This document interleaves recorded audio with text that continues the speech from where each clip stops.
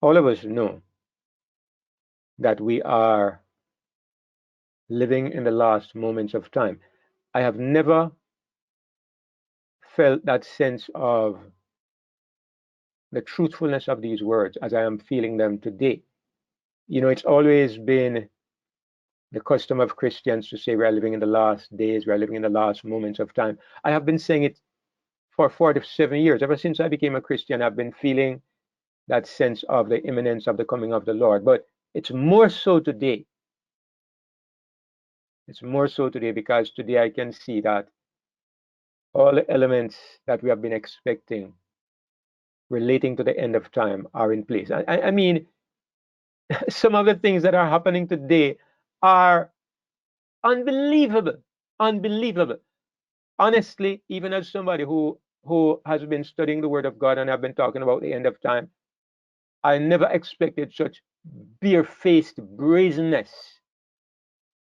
on the part of people, the way they are fulfilling the prophecies. You know, the measures that are being taken to to control people. You could have seen things like this happening in ancient Rome, in ancient Babylon, under communism, maybe under Nazi Germany, but to see these same moves taking place in countries that have been long held up as the embodiment of freedom, freedom of speech, freedom of thought. The things that are happening today are unbelievable. Whereas in some cases, people are being arrested simply because of what they are thinking. I saw a little video where a woman was standing outside an abortion clinic. I think it was in England. And the police came and arrested her. They came and took her away because they asked her if she was praying, and she said, I might be praying in my mind.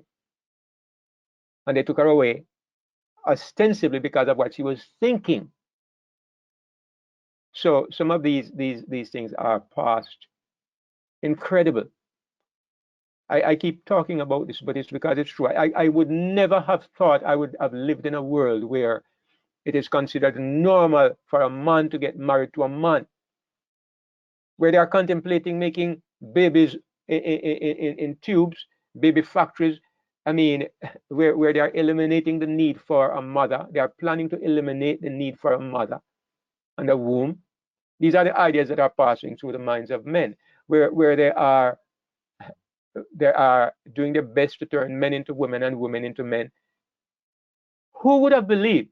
The older ones among us, especially, are flabbergasted. We knew things would be strange at the end of time, but you could never have imagined some of the things that are happening today.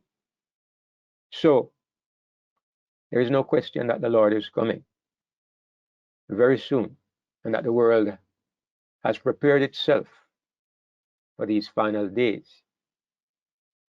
But today, I mean, my theme today, my topic today, will touch on a few of these things, but I would like to entitle my presentation this morning, The Path of Progress. The Path of Progress. As always, I'm going to use my Bible as the basis for what I want to share today. So I'll go to my Bible screen. And, the first thing I want to mention is that we often have, there are some topics that are in the forefront of debate these days. As we find ourselves in these final moments of time, there are some things that people keep talking about. And I myself have had debates with people about this. One of the things that I know especially is very topical in America is the question of gun restrictions. Gun restrictions. Americans are famous for the fact that they believe everybody should have a gun. Most Americans, many Americans, everybody is entitled to carry his weapon, and it has been traditional in American society that people are free to own weapons and to defend themselves. Now, because there is a move from the government level right down, there's a move to restrict the use of guns, to take away the guns from the people. There's a militant mood among many in America. But it's not just something that affects America. Here in Jamaica, for example, that debate is on. For decades, They have been trying to take away, they've been trying to get guns out of the hands of people. The problem in a place like Jamaica, and I suspect in many countries, is that the only people who are willing to turn in their guns are honest, law-abiding citizens who have their guns legitimately. Every day, more guns are coming into the country from backdoor means. They just stopped a shipment 2 weeks ago where I think there was 120 something guns and hundreds of rounds of ammunition coming in, hidden in some container that was coming in. So, it happens, but the only people who have these guns are the criminals. If sometimes there's a hit job, somebody will walk up to a crowd of people, people standing on the street, a gunman might just walk up to a person and just shoot him in the head and walk away. No problem. Nobody can stop him. Everybody scatters. There's no consequence because everybody is unarmed except the police and the criminals. So there's a debate about it, There's a debate about the kind of surveillance that the government is doing. They are trying to bring out national ID cards where they use your eyes to ID people, your fingerprints, your DNA information. All of this they would like to include. But of course, there's a lot of backlash that goes on. I went to Germany and I found out to my surprise that in Germany, you have to have a first aid kit in your car. If the police stop you and you don't have a first aid kit, you will be ticketed. I don't know what else if there are further penalties, but you'll be ticketed for sure. Most communities you go to today, you're at the airport, but even on the street, you will see signs that say, if you see suspicious activity, call 911 or 119, whatever the case may be. If there's anything that catches your attention, call the police. And we have seen cases where people are in their own yard, their own property, and police come and arrest them because somebody called the police to say that somebody that they didn't know was in the area. All kinds of silly things happen because of this. You have arguments about who should educate their children, who should educate the children. In some countries like Germany, Hungary, a lot of these European countries, you are not permitted to homeschool. You can't homeschool your children. You have to send them to the government school or they will take your children from you. Now it has become a thing where in some countries you have to use the pronouns that people demand. If somebody says I identify as they, if a man with a beard and a Goliath structure comes and says, I am Mrs. Mary, I am Miss Mary, you have to refer to this man as Miss, or in some places you can even be arrested. You can be fined. It's a crazy world, and these are the kinds of debates that we have. And I want to talk about this a little bit today. And I would like us to see the pathway that has led us to this place. There's a friend of mine, there's a brother of mine. As a matter of fact, he's a part of our fellowship, but he's not actually online. But we have had discussions from time to time because sometimes when I rail against the encroachments of the government, this brother will take objection and he will not agree with me. He will say that people need to be disciplined, people need to be under control, and so he will defend some of these actions of the government. And I even have people in my family who do the same. I tend to be a little rebellious in terms of I don't like when people try to take control of other people. By nature, I'm this way. And because of my religious beliefs, I am even more so. But I have people in my family, some of them even Christians, who don't agree with me at all. For example, on the matter of taking away the guns from the people and controlling the police force and the government, monitoring closely. They say it is for the good of the people. And we need to have control, we need to have discipline. They refer to it as law and order. And maybe even in this room, we might have disagreements about how we view these things because everybody agrees that we need to have law and order.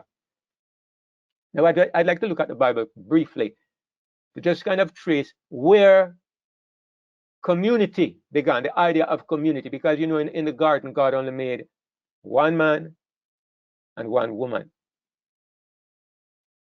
And maybe we can see from there where community first began, because Adam and Eve had children. They had Cain, then they had Abel, then they had Seth, and they had other children besides. But you could say that was the first community that existed in this planet. But how did communities become, how did families become communities and communities become nations? How did this develop? The Bible gives us, there's a good example in the Bible that I want to look at. In Genesis 12, verses 4 and 5, it says, first of all, I wanted to look at the beginning of this community. So Abraham departed as the Lord had spoken unto him, and Lot, Abraham's nephew, went with him. And Abraham was 75 years old when he departed out of Haran. And Abraham took Sarai his wife, and Lot his brother's son, and all their substance that they had gathered, and all the souls that they had gotten in Haran, and they went forth to go into the land of Canaan, and into the land of Canaan they came. This was the beginning of Abraham's community. First of all, it started with his family. There was Lot, and then there was his wife Sarai, and then all their belongings and all the souls that they had gotten in Haran. It turns out that Abraham didn't have any children at that time. I'm not sure if Lot had any children yet, but they had servants. They had people that worked for them. And so Abraham had a little community, and he moved into a strange place called the land of Canaan. Now in chapter 46 of the same book, here is the family of Abraham some years later. Or at least it's one branch of his family. It says, and Jacob rose up from Beersheba, and the sons of Israel carried Jacob their father and their little ones and their wives in the wagons which Pharaoh had sent to carry him. And they took their cattle and their goods which they had gotten in the land of Canaan, and came into Egypt, Jacob and all his seed with him. So here you see Abraham's family has developed into quite a significant number of people. And I think it says in verses 26 and 27, look at what it says. All the souls that came with Jacob into Egypt, which came out of his loins, besides Jacob's sons, wives, all the souls, were 66, 66. And the sons of Joseph, which were born him in Egypt, were 2 souls. All the souls of the house of Jacob, which came into Egypt, were 70. So 70 people. It started with Abraham and his wife and his nephew Lot and their servants. And by the time you come to a few years later, there are now 70 people. So now this family is growing, and you know, it actually grew to a number that by the time they came out of Egypt, there were the number that you are given of the men that were above 30 and over was 600,000, 600 and plus 100,000. And it is estimated that when you put the children in there and the women in there, it would have been about 2 million people that came out of Egypt by the time Moses led the Israelites out of Egypt. So you can see where a family had become a community, and then it grew into a nation, 2 million people. And you know that Israel became a very large nation because God had said he would multiply their seed like the stars of the heaven, like the sands of the seashore. This was, in many cases, this is how a small group grew into a nation of people. There's also another way that the Bible talks about how nationhood began, and we can look at this other one. Same book of Genesis. Genesis is the book of beginnings, so we can find the answers there. But if you go to Genesis 11, it tells you how another community began. It says in verse 1, and the whole earth was of one language and of one speech. And it came to pass, as they journeyed from the east, that they found a plain in the land of Shinar, and they dwelt there. So they decided to build something. And look at what they say in verse 4. They say, go to, let us build us a city and a tower, whose top may reach unto heaven, and let us make us a name, lest we be scattered abroad upon the face of the whole earth. So this verse is very instructive because it tells us that people now from different family groups deliberately got together and chose to establish a community, to create a city, to create a nation, to form themselves into a coalition. And the purpose of it was to let us make a name, lest we be scattered abroad. So it was a deliberate effort by a group of people to come together and to form themselves into a community for the purpose of becoming famous and for the purpose of unity and for greater strength among themselves. It's interesting what was the name of that community, because the Bible says God confounded their language, and it says, therefore is the name of it called Babel, because the Lord did there confound the language of all the earth, and from thence did the Lord scatter them abroad upon the face of all the earth. This place came to be known as Babel, where men tried to set up this community, this nation. They tried to build a nation based on the idea of glorifying themselves. And even though God scattered them, there were some of them who remained there. And look at what it says about these people. There's an interesting name that comes up when he talks about Babel. It says in chapter 8, in chapter 10, in verses 8 to 10, it says, and Cush begot Nimrod. He began to be a mighty one in the earth. Verse 10 says, and the beginning of his kingdom was Babel, and Erech and Akkad and Calneh in the land of Shinar. So we know who built this Tower of Babel. It was Nimrod. The beginning of his kingdom was Babel, and you can see that Nimrod became a nation builder. It says, out of that land went forth Ashur and builded Nineveh and the city Rehoboth and Kala. But Nimrod built Babel, Erech, Akkad, Calneh in the land of Shinar. So this is another way that you can find communities and nations being established. You have a very strong character who comes along and gathers other people around him, and they bond themselves together and they form a coalition, which becomes what you call a nation. And so that's how the communities began. That's how communities began, and they grew into nations. Now, what was the purpose of these communities? Their aim was, if you look at Genesis 11, verse 4, we looked at this already. It says they wanted to make a name. They wanted to make a name, and they wanted to be unified. They didn't want to be scattered as individuals. There's a verse in Ecclesiastes which says, I think this is the goal of people. In verse 12, and if one prevail against him, two shall withstand him, and a threefold cord is not quickly broken. You know, in the world today, there's an alliance called NATO. It's the North Atlantic Treaty, I think, is behind it. But it's where America and England and most of the European nations and what is called the first world countries, they have bonded themselves together in a military alliance. And the purpose of this military alliance is that they will protect each other against communism primarily. It was formed mainly to protect them against like Russia and China and North Korea. That's the purpose of NATO. They bind themselves together in order to make one another stronger, to protect each other against the encroachments of enemies. And of course, this is partly the reason, it's a major reason behind the war that is now taking place between Russia and Ukraine. Russia says that Ukraine wants to join this NATO alliance. And Ukraine is a neighbor of Russia. And Russia says we cannot allow NATO to put weapons into a country so close to us.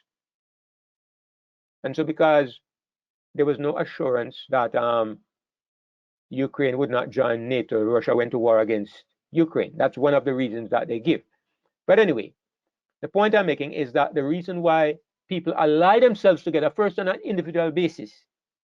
If you go to most communities, well, maybe not most, but many communities in Jamaica, I don't know if you have it in other countries, but many communities in Jamaica, you will see signs put up that say, neighborhood watch.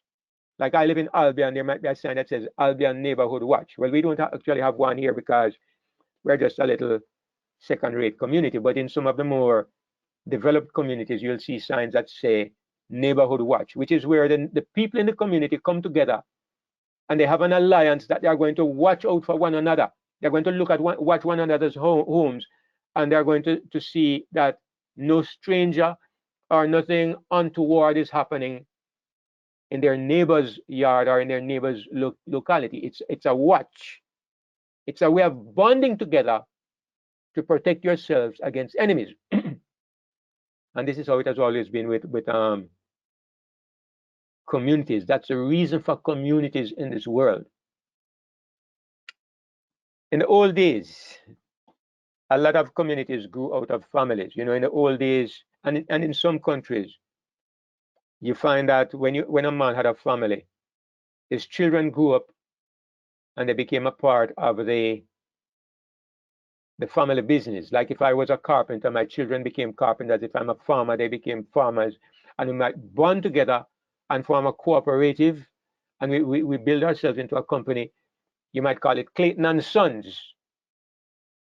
These days, that doesn't happen anymore. You have a family, your children go to school, and one decides to become a doctor, one a lawyer, one a teacher, and they scatter all over. And some go to America, and some go to England, and some go to another country. And so families break apart. They don't really bond together into and make those family groups anymore. One thing I find interesting about my own personal family is that I homeschool my children, and it has formed a bond between us. You know, I look at my family, and I know that today my daughter is in this room, two of them. I think the both of them are here.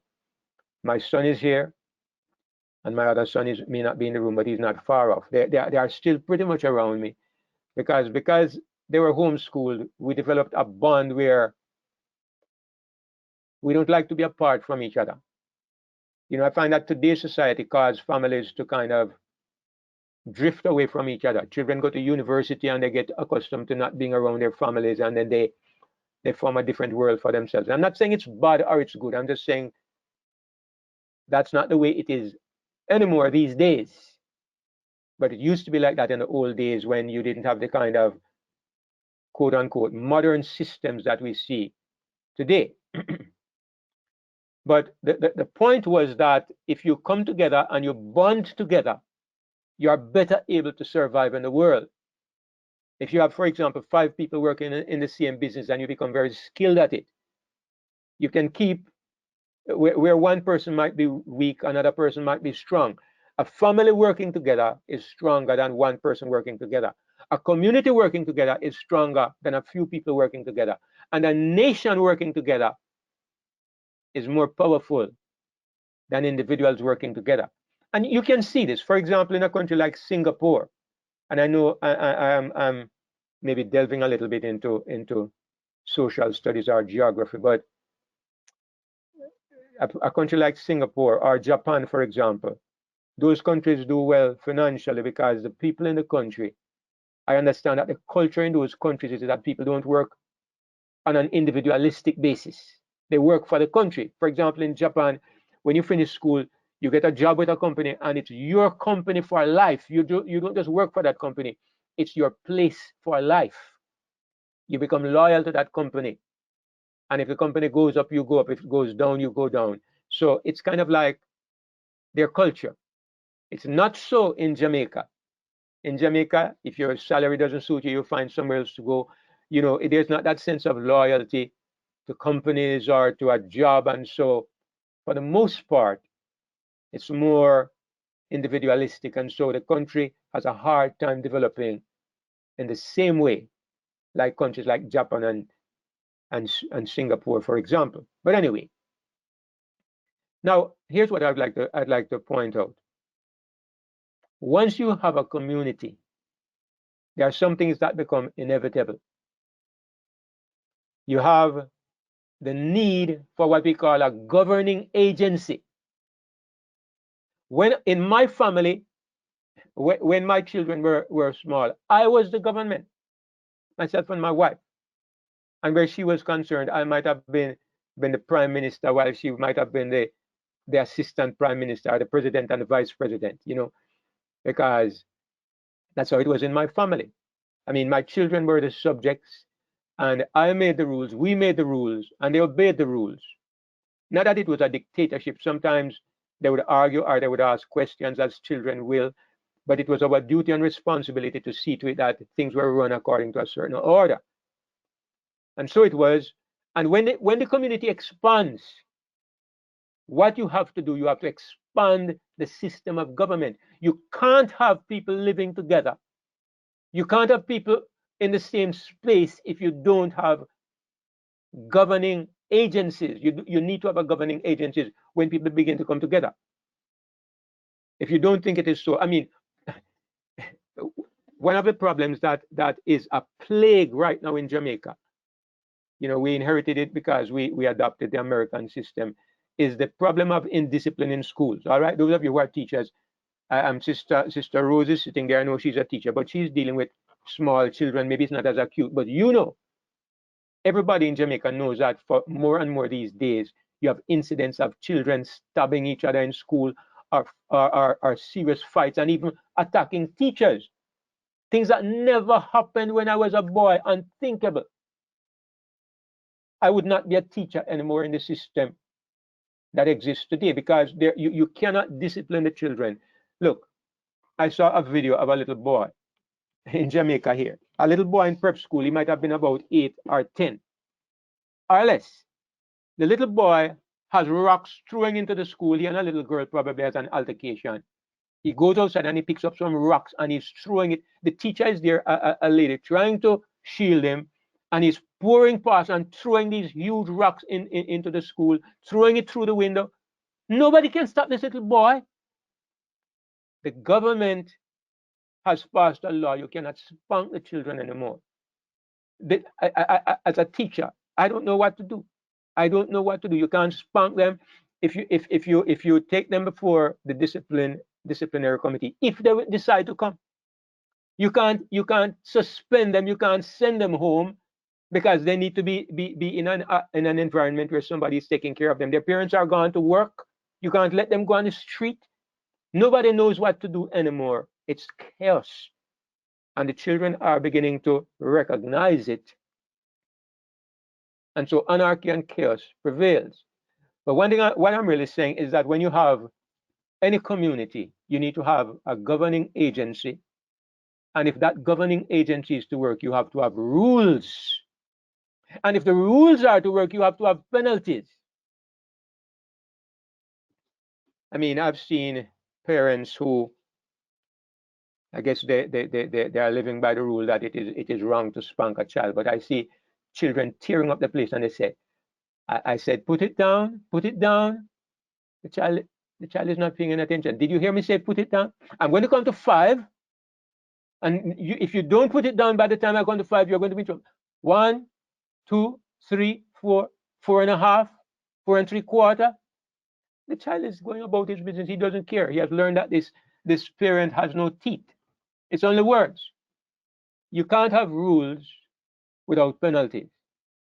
This is one of the things that is a necessity when you have a community. And so, in order for you to have the rules to be effective, you have to have police. You have to have somebody to monitor what is happening. And so in many schools, you have what are called prefects, or you have class monitors. I mean, just to talk about in the school system. But in the society, you have police. It's necessary. And so you have incentives. Those who behave well, they are rewarded. And those who don't behave well, the police will come and take you away. And the point I'm making is that this is the necessity that goes along with the way the world has developed. The world has developed, and it has made itself, it has formed itself into communities. And these communities have become nations. So first of all, you start out with families, and families have their own little system of rules and penalties and so forth, and they remain together for the safety and the benefit of the family. Children in the family get the benefit of being provided for And in good families, the children help to carry the burden of the work that is to be done. Then they become communities, and you expand that system. And then you become nations. And when you get to the level of nations, you have a police force and you have an army to protect the nation, and you have laws and regulations to prevent other people from coming into the nation. And then finally, you have a situation where, would you believe it? Some years ago, they coined a phrase. Let me see. Yeah. Some years ago, I heard a word that I had never heard before. It was the word global cup. Global cup. If you live back a few decades ago, there was a movie that came out that was entitled, I think, Robocop. A robot who was a policeman. But anyway, not long afterwards, I heard about global cup, and they used the word to apply to America, because they said America had set up itself as a global policeman. And the word itself, actually, I found it in some dictionaries on the internet, and I looked up the word global cup, and they say it's a political system or a government with a foreign policy that engages in interventionism, intrusiveness, or imperialism. That means that it's a government that believes that, according to their foreign policy, they are to interfere in the way other countries are run. They are to interfere in the politics of other countries. If you appoint yourself as a global policeman and you don't like the way Jamaica is being run, you can come here, invade the country, and decide how we are to behave in our country, because you appoint yourself as a global policeman. So you have the development from family government to community government to national government, until we come to the place where people are now focusing on global control, not just to control their communities anymore, but to control the entire planet. This is the way things have developed. This is the pathway that human society has developed. And what I want to point out is that all of us will agree, every one of us will agree, that when it comes to living together in community, you need laws. You need some system of control when it comes to living in communities. Most of us are happy that if you hear somebody kicking off your door at night, you can pick up the phone and call 911. Most of us are happy that if somebody constantly takes his animals and puts them to feed in your plantation, you can call the police. Most of us are happy that for certain encroachments, you have a legal system. You can get a lawyer and you can sue people for interfering with your property or for stepping over the line. Most of us will agree that a system of government is necessary whenever we are dealing with a community of people. We might argue about what kinds of laws are legitimate. What kinds of laws should we legitimately expect? We might argue about this, but everybody agrees that some kind of system is necessary. Now, I could mention a few more of these laws that are protective laws. I was reading something in the Bible, and this is what made me start thinking like this. Look at this statement. Here is something that happened in Bible times, in the time of the apostles. It says, and Ananias, hearing these words, fell down and gave up the ghost. And great fear came on all them that heard these things. And the young men arose, wound him up, and carried him out, and buried him. And it was about the space of 3 hours after, when his wife, not knowing what was done, came in. Now, here's the point. Here's what made me think. All right, Ananias drops dead. They get up and they take him up and they carry him out and bury him. How long does it take for that to happen? It's less than 3 hours, because 3 hours later, his wife comes in and she doesn't know what has happened. But by this time, her husband is buried. 3 hours. I would like you to consider if this happened today, you're in a religious meeting and somebody drops down dead, what do you have to do? You need to call the police. And nobody is going to touch that body to bury that body until it goes to the hospital. And most of the time, they're going to do an autopsy. They're going to cut the body open and do an examination to find out if it was poisoned or if there was some foul play somewhere. Nobody is going to bury that body. That body is not going to be buried that day. I think in America, sometimes it might happen within 3 days. Maybe in some Islamic countries, it might happen more quickly. In Jamaica, it's going to take weeks, because they have to do an autopsy and everything runs slowly here. And I was looking at this and I was thinking, my goodness, how things have changed. Now, you could ask a question, which of these two systems is better? The one we have today or what they had back there in the days of the apostles? And it's so simple and convenient that when somebody dies, you just take out the body and go and bury it. All the expense and all the rigmarole and the excitement that takes place today. But at the same time, you understand why things change, don't you? Because sometimes it's so easy for people to poison somebody. It's so easy for people for there to be some foul play involved. And so it was because of this why they developed this kind of protocol, that you can't just get up and bury somebody like that. Life became more difficult because of the need to protect people and to make sure that this kind of opening for foul play and for murder does not exist. So you would say that this kind of law, these kinds of rules, that you can't just take up a dead body and bury it, is a development of society. It's a part of progress. It's something that came into being as a way of protecting people. Here's another one. They criminalized spanking children. Now, I know we have mixed feelings about that, but one of the things that happens sometimes is that there are some parents who brutalize their children. I've seen parents beat their children until they are bloody. I remember when I was a boy driving one day through the countryside, and my father stopped the car, and he got out and he spoke very sharply to a woman. She was sitting on her two sons, sitting on them and beating them, and they had wales all over their bodies and even blood, and the woman was beating the two of them, two small boys. And I remember my father stopping the car and coming out, and I think they might have mistaken him for a policeman. And she stopped instantly, but he spoke to her very sharply. And you see things like this, and so you think, again, you are conflicted when you look at the rules, because you think, all right, the other side of it is that when you no longer spank children, in many cases, some parents don't know how else to impose discipline, and children become real reprobates who grew up without any kind of discipline.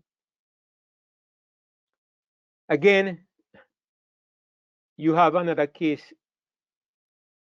in the Bible here. Look at what Cain said in Genesis 4 and verse 14. Look at Cain's statement here. Behold, he says to God after he killed his brother Abel, behold, thou hast driven me out this day from the face of the earth, and from thy face shall I be hid, and I shall be a fugitive and a vagabond in the earth, and it shall come to pass that everyone that findeth me shall slay me. This was true when the earth was young. If this happens today, if you find somebody who's a murderer and you kill that murderer, the police will come and arrest you. The police will come and arrest you. There's a case of a man not so long ago. He killed a woman and her 4 children. He was living in the same house. It was actually his relatives. And the woman, he thinks he thought that the woman disrespected him. And one night he just killed the woman and the 4 children and fled to another part of the island. And I mean, the people in the community were militant. They just wanted to catch him. because if they had gotten a hold of him, the police wouldn't have seen him alive. But the point is, the law says it's illegal. Don't do it. This is something that developed with society, because here you see, back in the days when the earth was young, if anybody had killed Cain, nothing would have come of it because he was a murderer. Again, this is one of those situations where you are conflicted because you think many of these people deserve to die. A man who kills a woman and her 4 children after they took him in and were caring for him, and he murdered all of them in one night.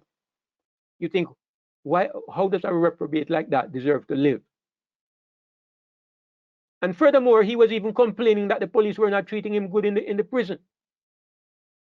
And you think that's so incredible. I mean, somebody who murders 5 people is complaining that he's not getting good treatment. You're outraged.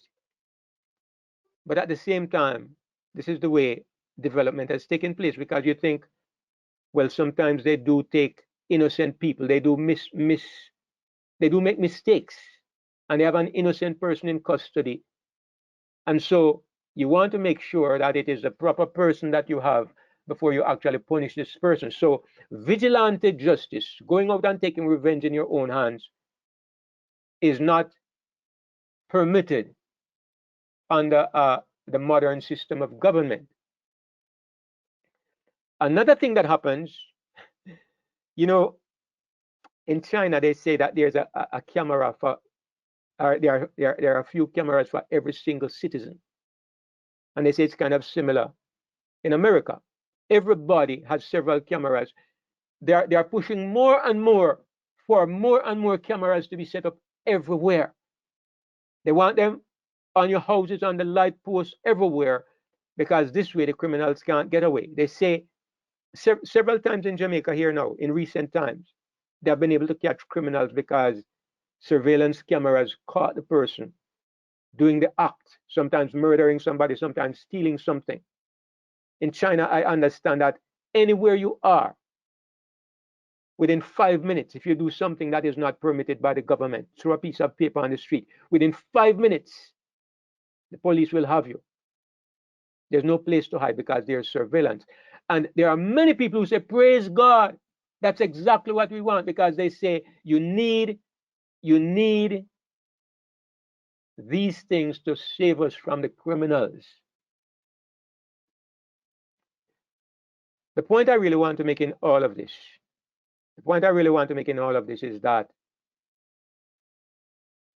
if you think about it, this is the natural pathway of progress. When you begin to establish communities, this is a natural pathway of progress. Let me show you a few other things. Let me ask how you think about this. These laws are supposed to be for our safety. All right. One of the things that has destroyed young people is the use of drugs. All right, they say marijuana is not too bad, but it has its effect. I mean, marijuana is popular in Jamaica. I've lived in communities. I used to teach in a community where it was full of people who use marijuana, and I was amazed how many of them just seem to be incapable of reasoning in a rational way. After you use it for a long time, it doesn't happen to everybody, but it happens to many of them. They just seem to space out, permanently spaced out. They reason on a level that they think is wisdom, when it is just pure craziness. Somebody might say I'm the crazy one, but you can make your decision. You can make your judgment on that. So they make laws to prevent drugs from passing around. And I mean, marijuana is the least of them. You have cocaine, you have heroin, you have others that I don't even know the name of. And everybody will agree that there needs to be laws to protect people from to protect people from getting these things into the hands of people, and the hands of young people especially. So you make laws.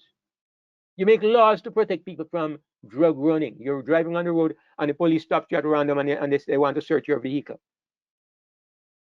They want to see if you're carrying drugs. They're listening in on your phone conversations because they want to see if you're making deals to sell drugs. Then they go further. This is one of the reasons why those of you who who try to support the ministry financially, you get into so much trouble. You get into so much difficulties. I mean, not trouble, difficulties, because they are now making laws to prevent what they call money laundering. People who are involved in getting money from drugs or crime, they will filter it through organizations so that there's no way of knowing that this money was involved in crime.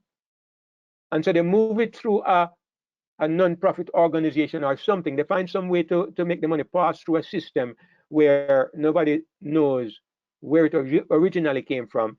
And so they make more laws to stop money laundering, they call it. And what happens is that your ability to move money or to operate in the financial sphere becomes more and more difficult, because the laws that they are making to catch criminals also impacts upon honest people. It makes your life more hard, more papers to sign up, more questions, more run around, more red tape for everything you do. It's a vicious cycle and you can't get away. Then in Jamaica they have something that they call the Proceeds of Crime Act. What it means is that if you are accused of or convicted of a crime, like for example, you are convicted of selling drugs, of running guns or something. When you are convicted, what the government will do will take away your property. They will take away your house, your cars, and all your property, because they assume that all of this came from your drug activities. It's called the Proceeds of Crime Act. Sometimes when I read about the things they take away from people, you are there's conflict, because some of these things were legitimately the people's property, but they just assume that everything you have, it came from the crime that you did, and so they take away everything and they leave you with nothing. It's there's a conflict in your mind when you see that the power that the government has taken upon itself, and at the same time you are thinking, well, they really need to put a stop to some of these things. So where do you draw the line? Right now, one of the things that is getting big is what you call social media censorship. A lot of noise. Let me just mute you. Social media censorship. I've seen people where people go on social media and they post pictures of people in embarrassing situations. They post people's private business. Social media is a nice place where you can come together and talk and you can share ideas, but where do you draw the line? Now the government has started to make barriers, and not just the government, the social media, the people who control social media, who own social media. You know what happened in the recent vaccine debacle, how they banned everybody from saying anything negative about the vaccines. And after a while, many people who were giving legitimate information were silenced. At the same time, you might say, but there needs to be some kind of censorship to protect people from people who simply want to use bad mind and to slander and libel people. So this is a kind of conflict that grows more and more intense as we go in the path of progress of community. You go from family to community to nation to global, more and more, as you have more people dealing with and different situations. How do you respond to it? How does the government respond to it? And the answer is greater and greater control. And the problem is that some of it is legitimate, because in some cases you see that there is a need to protect people. There is a need to safeguard people. And so because of this, there is conflict in society. Some people are very much with everything that the government does. And some of us who are a little more rebellious, we are saying the government is going too far. But it's a path that you can't get away from. The people who are in charge must maintain some kind of control. And here's the point I want to get at. Do you know what is the end point of all of this? The end point of all of this is something that we see in the book of Revelation that is referred to as the mark of the beast. It's the pinnacle. It's the final end point. It's the final conclusion of the system of human government. And brothers and sisters, look, I finally realized there was no way the world could escape it from the moment humanity started on the pathway of human government. This was coming. There's no way you could have escaped it. Why? Because the path is inevitable. As you progress into community, you must have rules, you must have penalties, and more and more and more.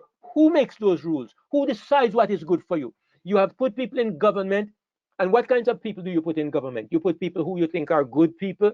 But look, humanity, the problem with humanity is that humanity is subject to education. Humanity is subject to influence from other people. Humanity is subject to culture. Humanity is subject to so-called progress and development.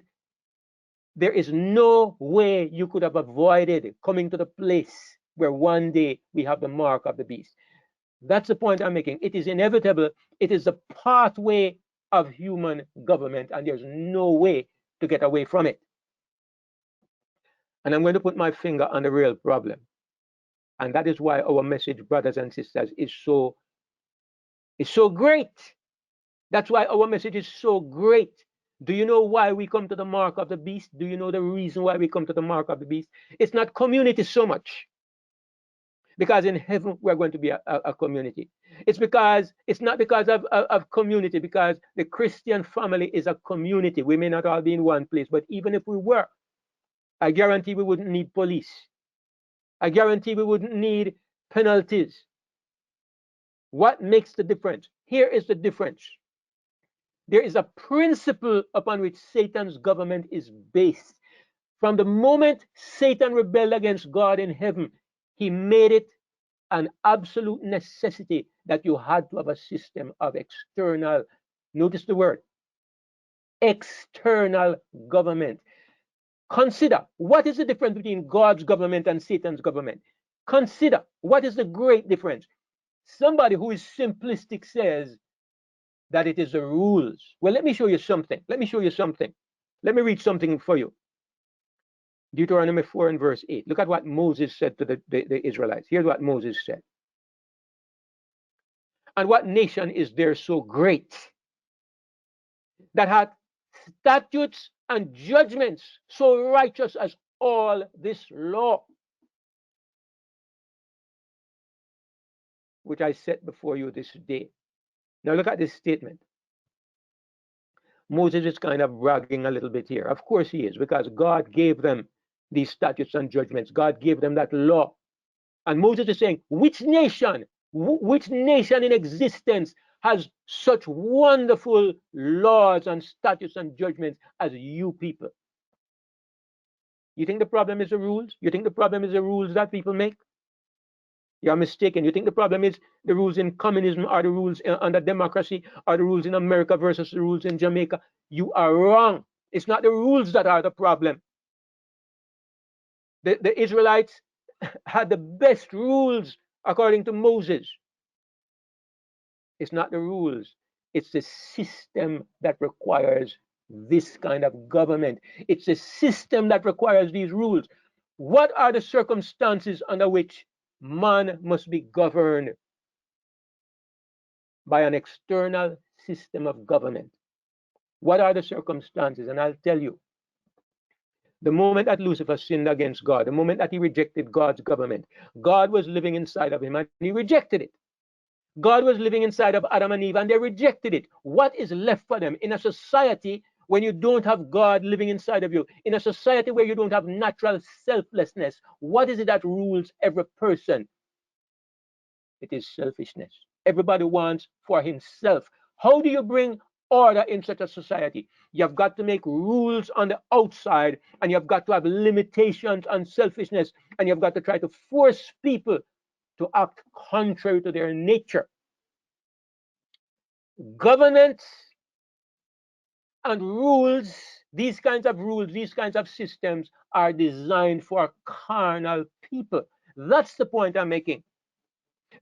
when you have a set of carnal people in a society, you had better make rules and penalties to keep them in order. Otherwise, it will be chaos. And that is why every system on this planet, from the day that Adam and Eve sinned, has been built on the principle of this kind of control and these kinds of rules. And as these governments have become more sophisticated, as technology has developed, as men have grown in their concept of community and government, the rules have become tighter and tighter and tighter. You know what they're trying to do? They're trying to stamp out sin by laws. They're trying to turn thieves into honest people by laws. They're trying to turn drug addicts into sober people by laws. And then the other perversion that comes with it is that these same people who are making the laws to compel people to conform to the laws are sinners themselves. Their sins are just a little more hidden, just a little more sophisticated. The presidents and the governments and the members of parliament are all thieves and crooks, just the same. And yet there is no alternative. There is no alternative. Satan brought in a system where carnal people are supposed to coexist. Satan brought in a system. Satan said it was better than God's system. We don't need God. So what do we need? We're going to murder each other. We're going to kill each other. We're going to live in chaos. No, no, no, no. We can set up systems of government with wise people running these systems, wise people without God. The world has seen and will finally see in all its glory the full embodiment of Satan's system of government. When the mark of the beast comes, they will see that this is the pinnacle of what that system of government can offer. This is why our message of righteousness by faith, our message of Christ in you, is the answer to this great debacle that is taking place. It's the answer to this great perversion, this great atrocity that is about to happen. The answer for the world is the government of Christ in you. That is the message of righteousness by faith. That is the heart of the everlasting gospel. And so, both of these systems are to clash in one great final confrontation just before the coming of the Lord Jesus, just before the end of the world. Brothers and sisters, if you think about what I've been trying to say today, you can see that it is the truth. There's no way.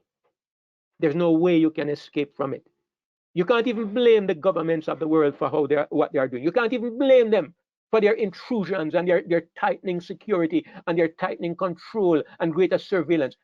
You can't blame them. What are they to do? What are they to do? They're trying to bring a planet of carnal people into conformity to ideas that they think are best. There is no other way in a carnal system. There is no other way. What we are seeing on the world today is the playing out of these two great systems, where Satan's system of government will finally be exposed. Not so much because people are wicked, not so much because people have evil hearts. That's a part of it. But really, because there is no answer, there's no alternative. What would you suggest to people? What would you suggest to people? No laws, less laws. The more the world develops, the more the crime increases, the more laws you have to have in place. What would you suggest to people? The problem is the system of government. The problem is the system of external government, control from the outside. This is the way of the world, and there's no other way. The only answer, brothers and sisters, is for men and women to be born again and to have the Spirit of Christ inside of them. And God will show to the world through the 144,000 that this is the perfect government, and this is the one that we will embrace and live under for the rest of eternity. I hope that you've all been able to understand what I've been trying to say. I tried to get it across. I don't know if I succeeded, but I hope you get the point, because more and more every day I want us to appreciate. I want us to appreciate how important is a message that we are emphasizing. Because sometimes, you know, you're walking in the midst of pearls, and you can only see the stones and the common things. You don't really realize the value of what you have. But God did tell us that the message of righteousness in Christ is the everlasting gospel. And I just want all of us who are a part of this fellowship to see clearly why it is so and how it cannot be otherwise.